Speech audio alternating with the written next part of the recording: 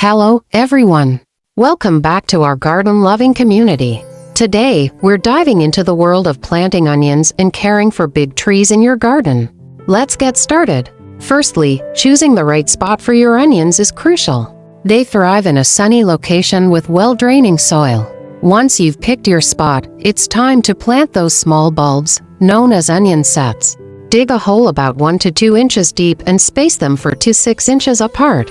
Water them well and keep the soil moist for the first few weeks. Fertilizing your onions with a balanced fertilizer once a month will ensure they grow strong and healthy. And finally, harvest your onions when their tops begin to turn yellow and fall over. That's the sign they're ready to be pulled up. Moving on to big trees, it's important to remember that their needs are different from smaller plants. Water deeply and regularly, especially during drought periods or hot summer months. And always ensure your tree has enough space to spread its roots and grow tall. Prune any dead or damaged branches as needed for optimal health and structure. Remember, taking care of your plants is an ongoing process, but it's worth it. So roll up your sleeves and get gardening. Thanks for joining us today, and don't forget to like, share, and subscribe for more gardening tips. Until next time, happy planting!